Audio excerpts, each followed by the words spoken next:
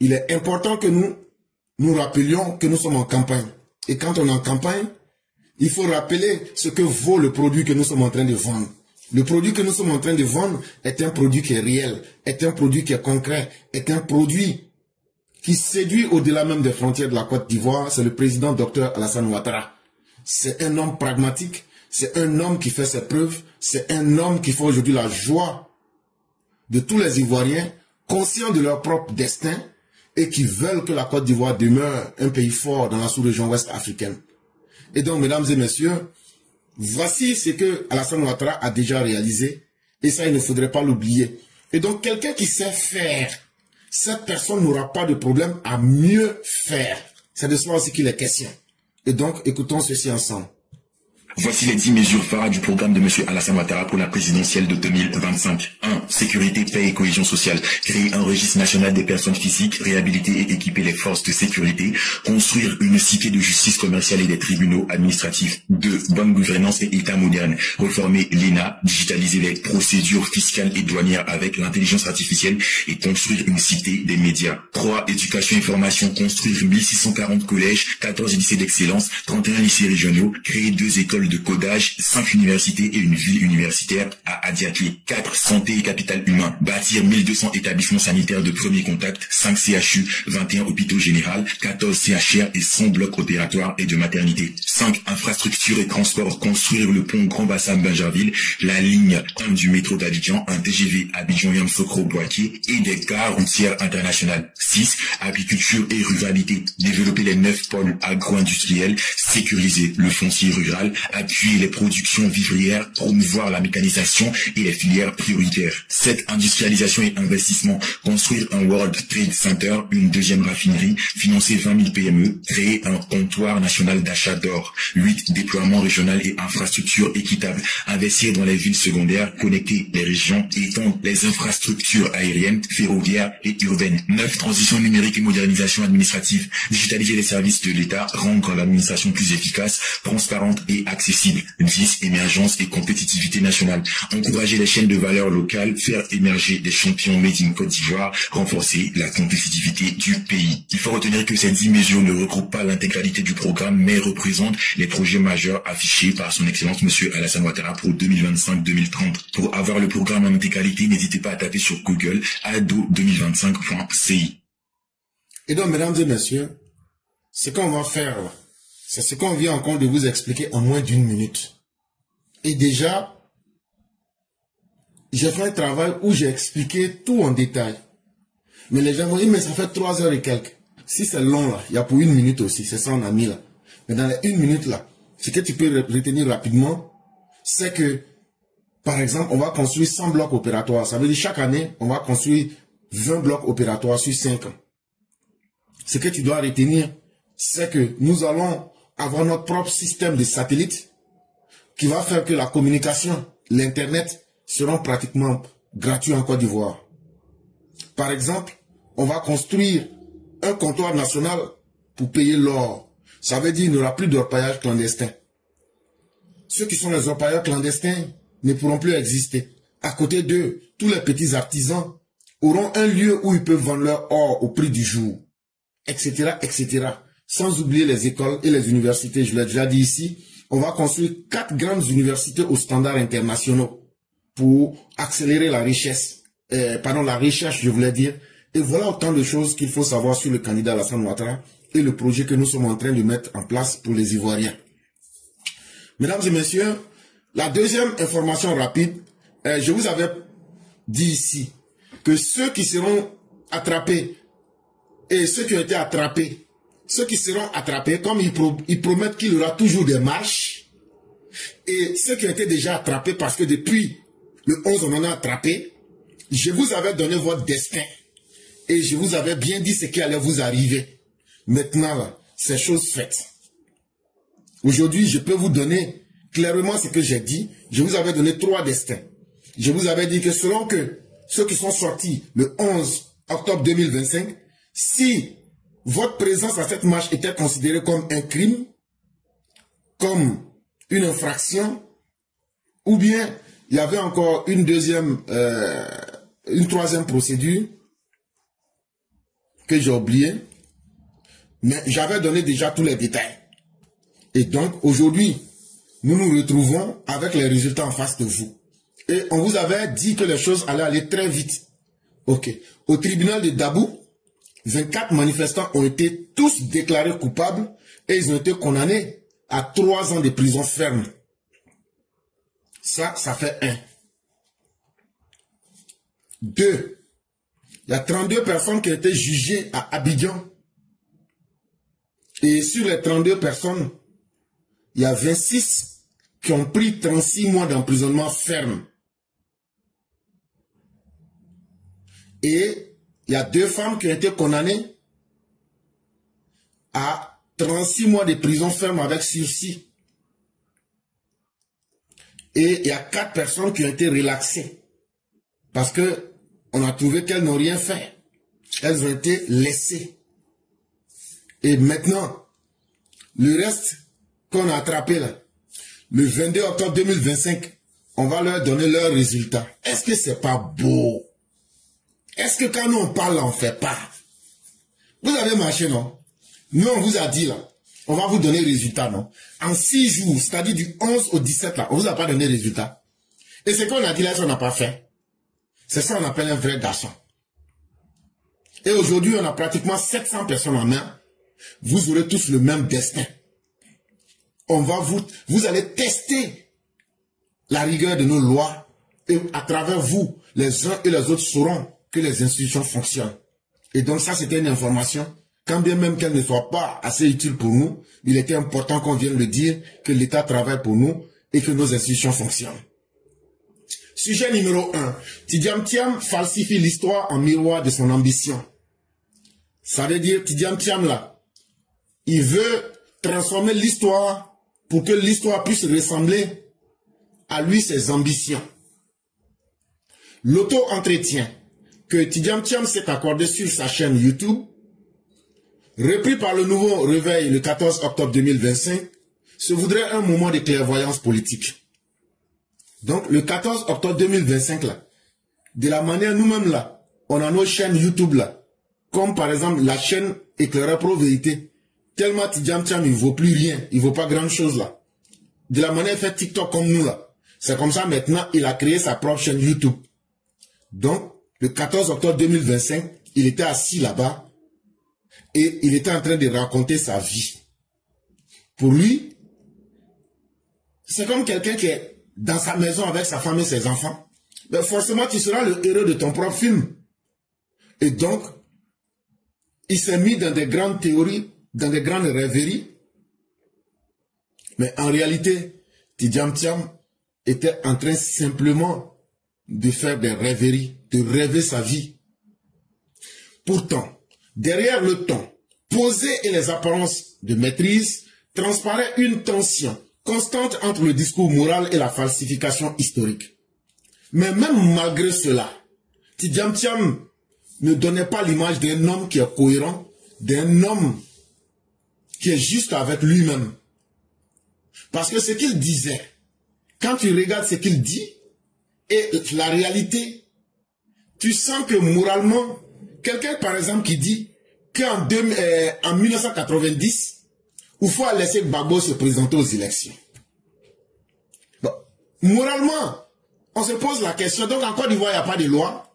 Donc en Côte d'Ivoire, c'est celui qui est au pouvoir là, c'est lui qui décide qui veut être candidat, qui ne veut pas être candidat.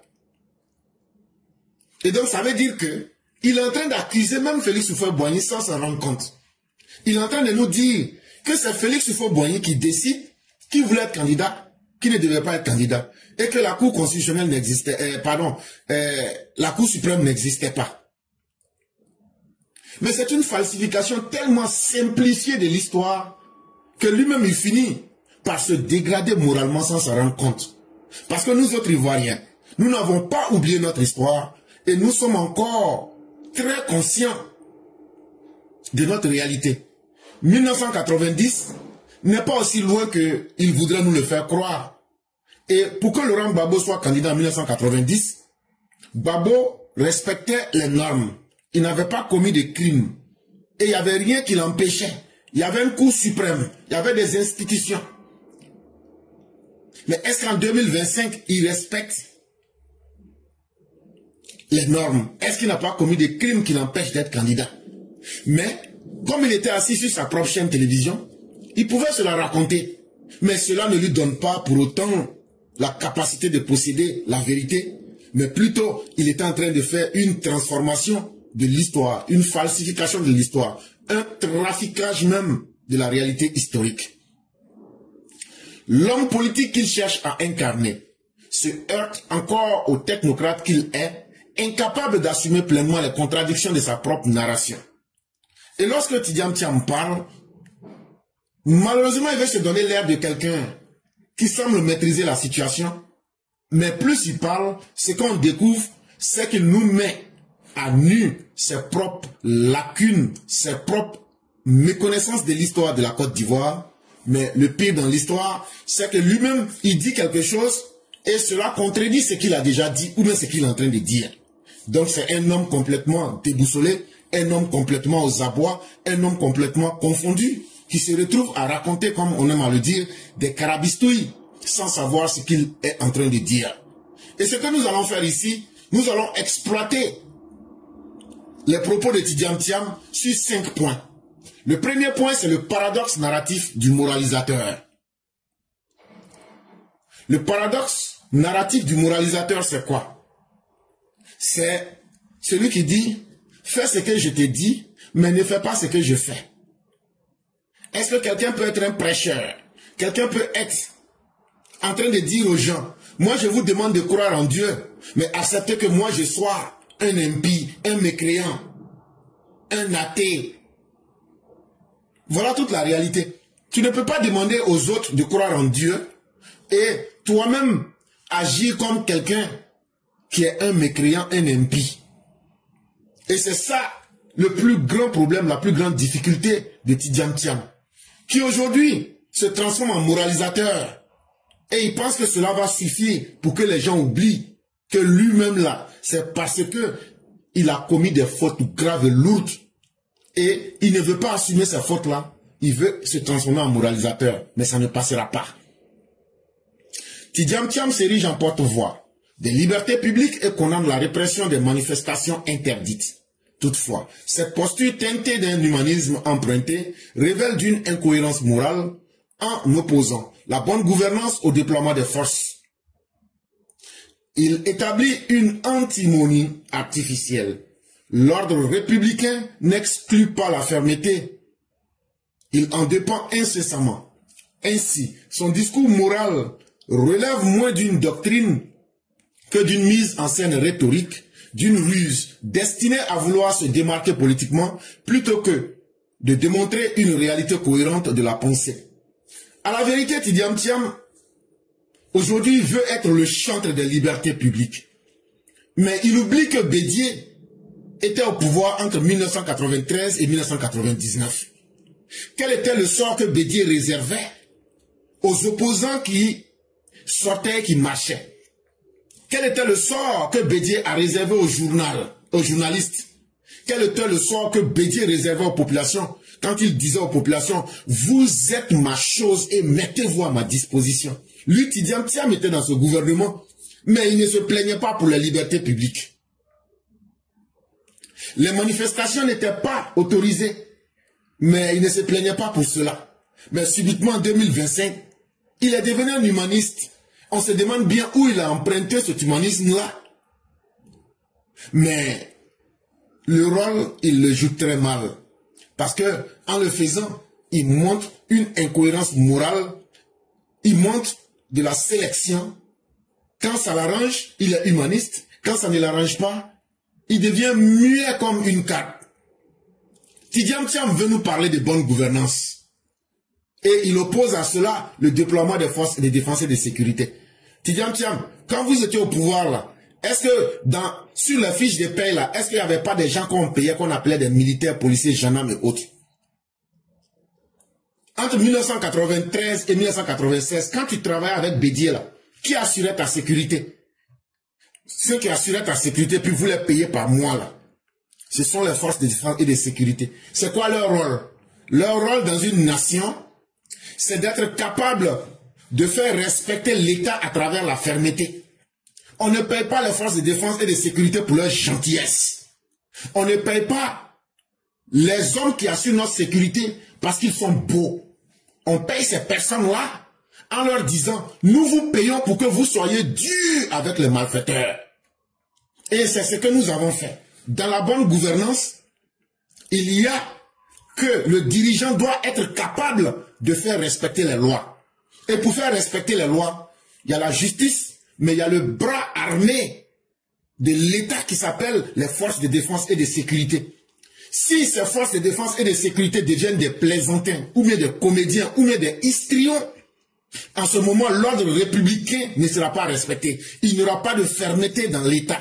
Et c'est ce que vous voulez parce que vos bêtises là, vous voulez qu'on vous pardonne là. On va vous réprimer. Parce que la justice a dit, la marche que vous allez faire là, c'est une marche interdite. Vous avez voulu marcher, les forces de défense et de sécurité, qui ne sont pas en train de jouer du théâtre. C'était leur rôle, puisqu'on les paye pour cela, de venir et de mettre fin à la chienlit que vous avez voulu imposer. Voilà comment un État républicain fonctionne. Un État républicain, c'est un État qui sait montrer à chacun ses limites.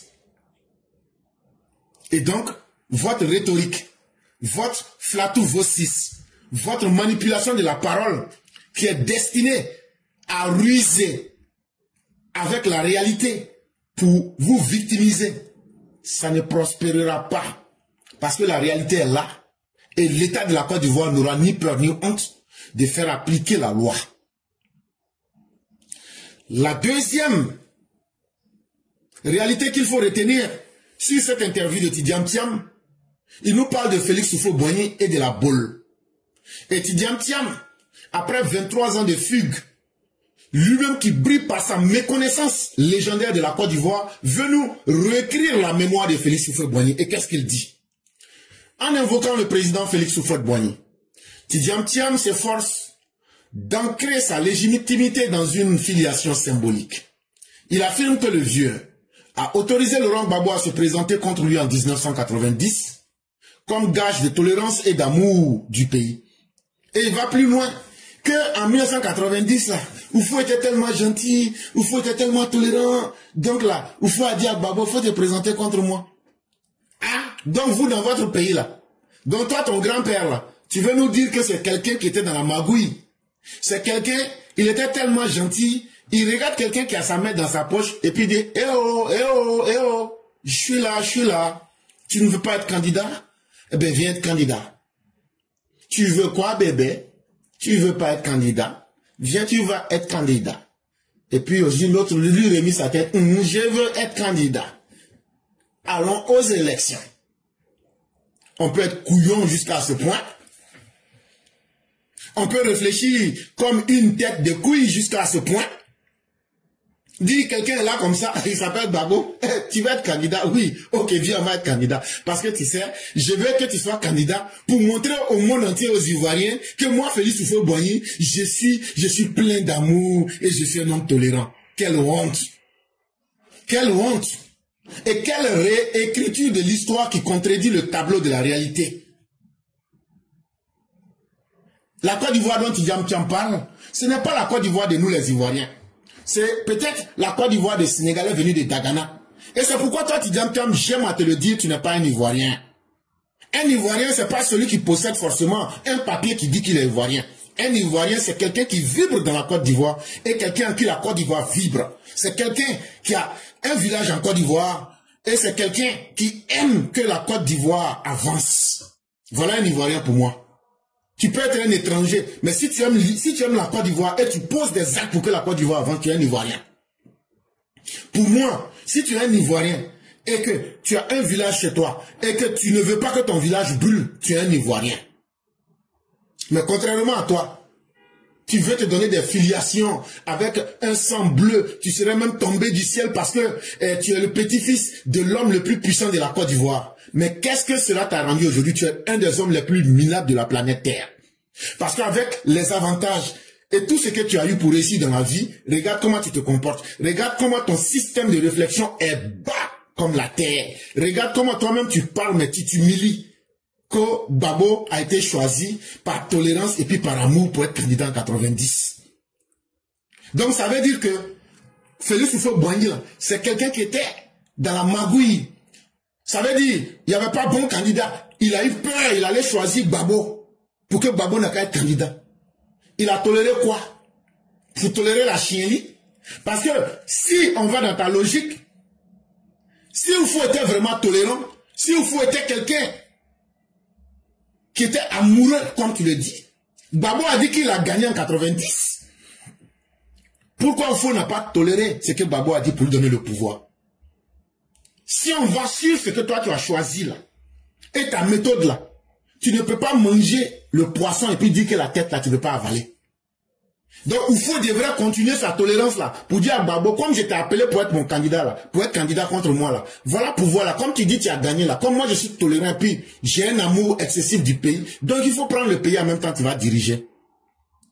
Or, la réalité historique contredit ce tableau.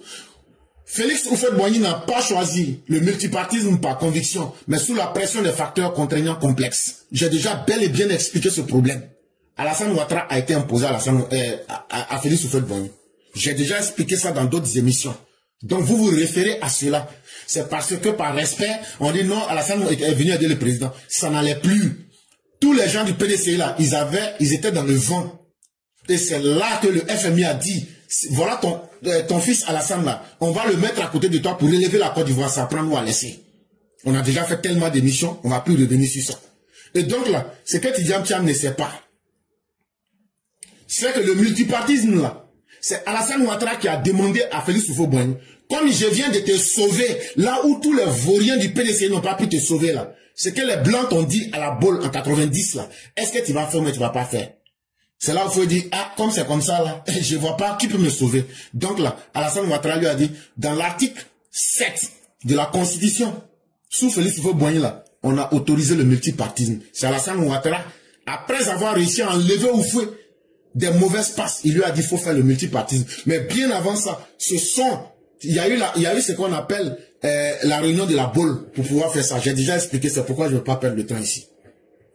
Plutôt qu'un acte de foi libérale, cette décision de Félix Houphouët-Boigny fut un geste de maîtrise. Il s'agit de canaliser le changement, non de le subir. En idéalisant ce moment, Tidjane Thiam déforme le legs houphouëtiste et le réduit à une figure morale vidée de sa subtilité politique. Quel dommage. Et même en agissant ainsi, il est en train de vilipender Félix Houphouët-Boigny. Et pourquoi?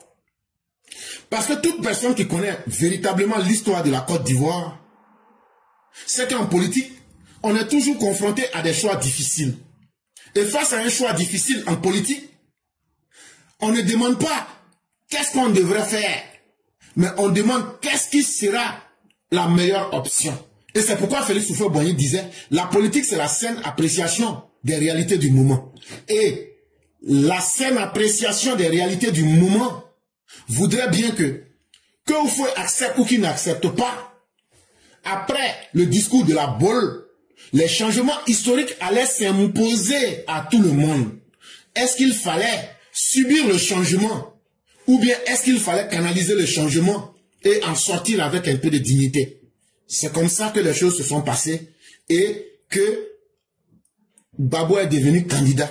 Sinon, ce n'était pas parce qu'Houphouët était gentil ou même Houphouët était frappé par le Saint-Esprit que toi, Tidjane Thiam, tu vas venir déformer l'histoire de la Côte d'Ivoire et faire du réductionnisme et tromper les gens. Et en faisant cela, tu es en train de vider Félix Houphouët-Boigny de toute sa subtilité politique. Et c'est dommage. Et on se demande très bien ce que tu recherches. Parce que c'est toi aussi qui as traité Félix Houphouët-Boigny de soulard. Aujourd'hui, quand tu viens le traiter de quelqu'un qui, sans respecter les normes de son propre pays et sans respecter les réalités historiques, demander à qui voulait être candidat et selon son bon vouloir faire des candidats ou pas, on se demande bien, vivre dans la cour de quelqu'un ne fait pas de vous forcément quelqu'un de reconnaissant vis-à-vis de cette personne. Et ceux qui sont du PDCI devraient s'en souvenir, c'est une insulte à la mémoire de Félix Houphouët-Boigny.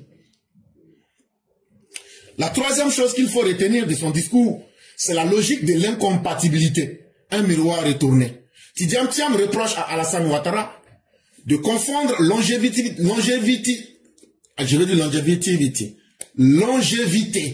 je reprends. Tidjane Thiam reproche à Alassane Ouattara de confondre longévité au pouvoir et vitalité démocratique. Pourtant, sa propre attitude au sein du PDCI contredit cette critique. En s'imposant comme candidat unique, Tidjam Thiam a privé son parti d'un débat interne qui aurait pu en renouveler les élites et raviver la confiance des militants. Dans son discours, il essaie de dire à Alassane Ouattara, durer au pouvoir là, ce n'est pas bon pour la démocratie. On a compris. Durer au pouvoir n'est pas bon pour la démocratie. Faut aller dire ça à Vladimir Poutine. Faut aller dire ça à la reine d'Angleterre. Faut aller dire ça au roi de Monaco. Faut aller dire ça au roi d'Arabie Saoudite. Faut aller dire ça au président chinois. En réalité, chers Africains, les gens vous ont habitués à des verbatims, c'est-à-dire des propos préfabriqués, mais qui ne marchent pas dans la réalité. Pourquoi en Chine, là, Xi Jinping est toujours là-bas? Pourquoi en Angleterre, il y a une reine? Pourquoi Vladimir Poutine est à la tête de la Russie depuis pratiquement 25 ans? Pourquoi Kagame est à la tête du Rwanda? Ça ne pose pas problème. Mais les gens aiment ces personnes-là parce qu'ils sentent que leur longévité à la tête du pouvoir leur a permis à leur pays d'évoluer et d'être en paix. Oui, c'est vrai. Tout le monde ne mérite pas de durer au pouvoir. Mais quand quelqu'un vient au pouvoir et que sa longévité, je ne sais pas c'est quel mot anglais qui me fatigue, sa longévité, parce qu'en anglais on dit longevity, donc c'est ça qui est en train de tourner dans mon cerveau. Donc je vais prendre le mot durer ici pour me faciliter la tâche. Quand quelqu'un vient au pouvoir et que sa longévité au pouvoir fait que le pouvoir devient beaucoup plus stable, ça c'est une vitalité de la démocratie.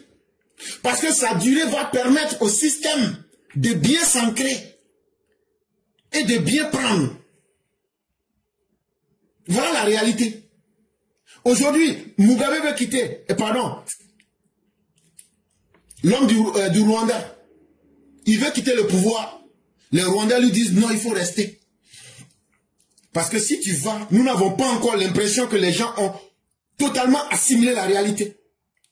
La reine d'Angleterre, elle est morte au pouvoir. Est-ce que ça a duré là? Ce n'était pas un signe de garantie.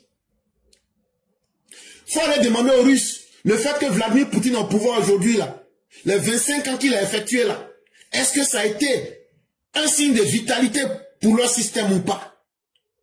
Et donc on ne parle pas en utilisant les mots, mais sans regarder la réalité. Je sais très bien que actuellement c'est le roi qui est là, mais je suis en train de parler de quelque chose qui a été déjà sur le long terme. Le roi est là il n'y a pas longtemps. C'est pourquoi j'ai pris l'exemple de la reine. On est en train de parler de quelqu'un qui est resté au pouvoir pendant longtemps. Quand tu compares la longévité du roi Charles à celle de la reine Elisabeth, j'aime prendre les exemples concrets. C'est pourquoi je n'ai pas utilisé l'exemple du roi Charles. Et donc, quand tu as quelqu'un qui est au pouvoir, qui donne les résultats que le peuple veut, et qui promet encore au peuple d'améliorer sa condition, on ne laisse pas ce qu'on a déjà et qui est bon, pour aller prendre ce qui est incertain. Mais comme lui, Tidjam Thiam, il a envie de venir au pouvoir, mais il ne veut pas venir de façon honnête, il trouve que le temps passé est long et qu'il faut changer pour changer. Mais on revient à lui-même sa propre vie. Ce que lui il est en train de critiquer là, si Alassane Ouattara n'était pas un dirigeant efficace, si Alassane Ouattara n'était pas un dirigeant qui inspirait confiance et foi en l'avenir en Côte d'Ivoire, les Ivoiriens l'auraient vomi. Comme de la manière ils ont vomi Laurent Gbagbo. Le peuple, on ne peut pas le tromper. Si le peuple n'a pas mangé, si le peuple a faim, si le peuple ne voit pas son avenir là, même si le peuple t'aime, il va te vomir. Parce qu'il y a des choses, on ne peut pas tromper quelqu'un là-dessus. Quelqu'un a beau t'aimer là, s'il ne gagne pas à manger avec toi, il va t'abandonner. Parce qu'il faut qu'il vive afin qu'il puisse t'aimer. Pourtant, lui-même Tidjam Thiam, au sein du PDCI, la critique qu'il veut porter à Alassane Ouattara là, est-ce que lui-même il a été capable de respecter les règles démocratiques? Quand lui-même là, il s'impose en tant que candidat unique. Quand lui-même là, il ne paye pas ses cotisations dans le PDCI. Quand lui-même là, il n'accepte pas de débats internes au sein du PDCI, quand lui-même là, il n'accepte pas de renouveler les élites, les cadres du PDCI, quand lui-même là, il brise la confiance des militants, est-ce que ça c'est un comportement démocratique? Donc, la logique qu'il veut brandir contre le président Ouattara se retourne contre lui-même. Parce que quand tu as un mauvais dirigeant là, le peuple ne sait pas mentir. Si la légitimité découle réellement du peuple, pourquoi avoir redouté l'épreuve de vote interne au PDCI? Tidjam Thiam n'a-t-il pas, par orgueil ou par calcul, empêché le PDCI de prendre part à cette présidentielle, préférant la posture solitaire à la confrontation démocratique? C'est bien facile de parler. Si Tidjam Thiam était un démocrate, il devrait être capable de laisser tous ceux qui voulaient être candidats comme les Guikawi être candidats. Mais est-ce qu'il a été capable de le faire? Ça fait un. Si Tidjam Thiam était quelqu'un qui était ambitieux et quelqu'un qui avait de l'avenir, il aime beaucoup le Sénégal. Il aurait permis que quelqu'un au sein du PDCI soit candidat pour faire une confrontation démocratique et non faire le culte de sa personne. Est-ce que quelqu'un qui fait le culte de sa personne, qui va dans le jusqu'au-boutisme, dans le fanatisme, a dit, si c'est pas moi, ça ne sera pas quelqu'un d'autre? Est-ce que celui-là, ce n'est pas un dictateur en essence? Et donc, un despote en essence comme Tidjam Thiam, un dictateur, un tyran, ne peut pas donner des leçons de morale à un démocrate comme Alassane Ouattara. Sa dénonciation de l'hégémonie se transforme alors en justification de sa propre domination, fragilisant d'autant la portée morale de son discours. Et donc, en voulant parler pour jouer les moralisateurs, Tidjam Thiam vient nous démontrer que lui, il est quelqu'un qui veut être un moralisateur, qui veut prêcher, mais qui ne veut pas lui-même appliquer les principes de ce qu'il prêche. Et ça s'appelle simplement de la malhonnêteté. Et donc, un homme malhonnête ne peut pas demander aux autres de faire ce que lui-même n'accepterait pas. La quatrième réalité qu'il faut retenir, c'est l'oufouettisme, la rigueur et non les incantations. Se réclamer de Félix Houphouët-Boigny, c'est d'abord accepter la discipline et l'ordre républicain. L'oufouettisme historique ne tolère ni le désordre ni l'improvisation. N'est-ce pas le président Félix Houphouët-Boigny lui-même qui le déclarait? Entre l'injustice et le désordre, j'ai choisi l'injustice. Je suis oufouettiste. Mon papa, je suis né dans la cour de Félix Houphouët-Boigny. Je suis le petit-fils d'Houphouët-Boigny. Mais quand tu es celui-là qui vient saboter l'héritage de Félix Houphouët-Boigny, tu es un indigne.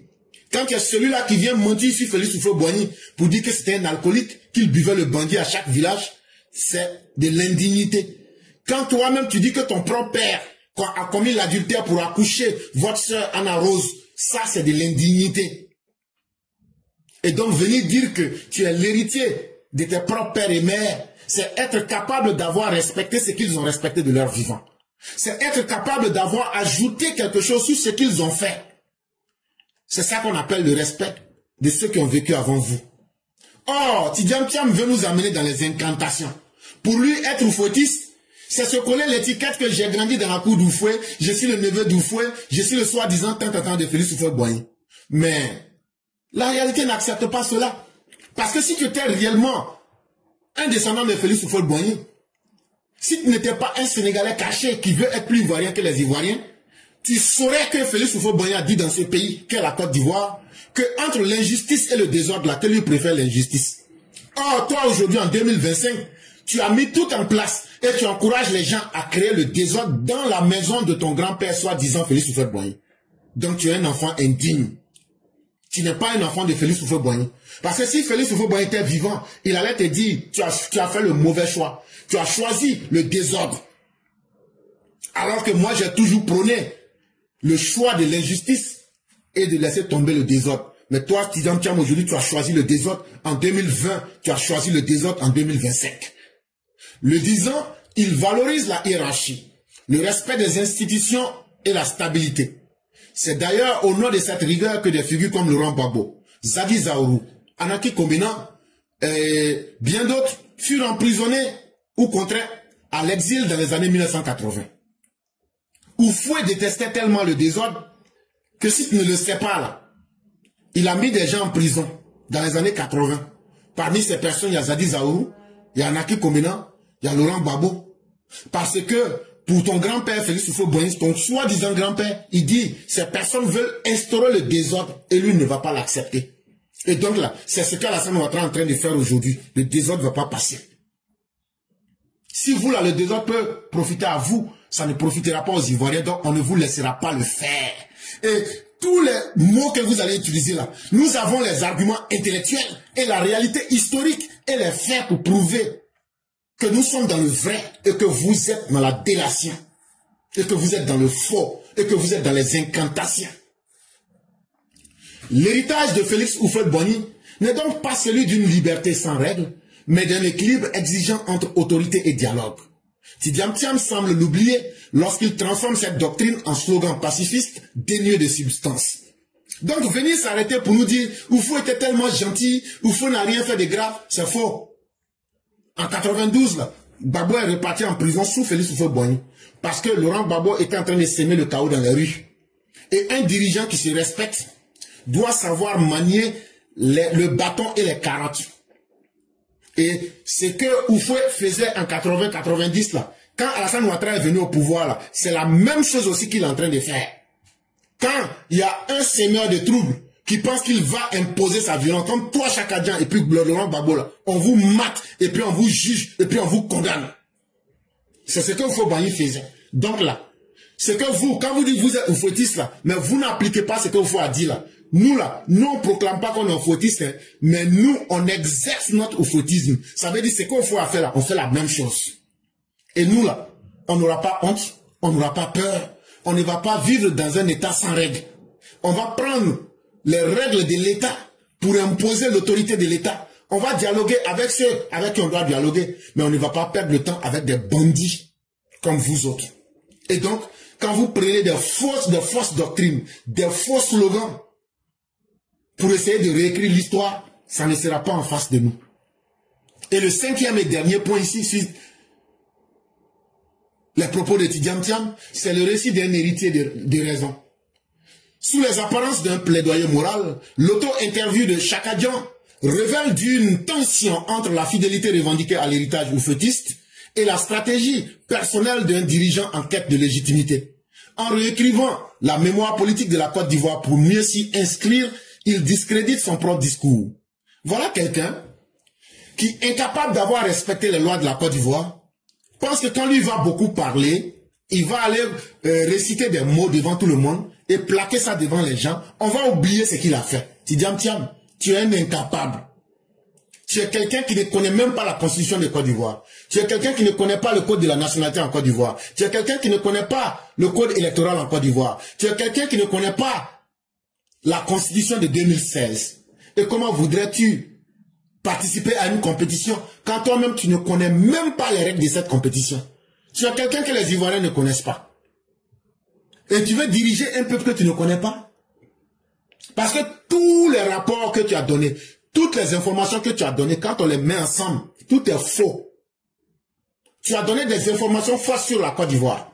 Tu es venu démontrer que tu ne connais pas la Côte d'Ivoire. Parce que si tu connaissais les Ivoiriens, tu ne te tromperais pas sur les chiffres. Mais en réalité, ce n'est pas parce que tu t'es trompé. C'est une stratégie personnelle. Parce que tu recherches de la légitimité. Et donc, pour rechercher à gagner cette légitimité-là, il faut que tu discrédites la Côte d'Ivoire pour réinventer l'histoire de la Côte d'Ivoire dans un discours qui t'arrange. Mais pourtant, nous sommes encore des contemporains, nous sommes tous présents. Et cette réalité ne va pas prospérer. Et des gens comme nous sortiront pour dire la vérité aux Ivoiriens. La posture de Tidiane Thiam dissimule mal les calculs d'une ambition travestie. Le récit d'un héritier de raison, mal inspiré, chancelle sous le poids de ses contradictions et finit par dévoiler la fausseté de la réalité qu'il prétend incarner. En réalité, c'est le discours. Tout ce qu'il a tenu là, c'est le discours de quelqu'un qui est en train d'évoluer avec des calculs, mais des calculs qui sont teintés d'une ambition travestie.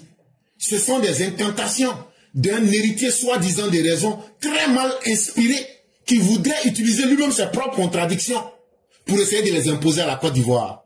Mais ici, c'est un faussaire de la réalité que nous voyons. C'est un trafiquant du réel qui veut s'imposer aux Ivoiriens. Mais ça ne va pas prospérer, Chakadjan. Parce que la Côte d'Ivoire, on va la construire sur des valeurs de dignité, de vérité et de justice. Et c'est difficile pour vous. Mais c'est comme ça que cette nouvelle Côte d'Ivoire va naître. Et c'est comme ça aussi que les Ivoiriens vont commencer à comprendre que nous ne sommes plus à l'époque des grilleurs d'arachide.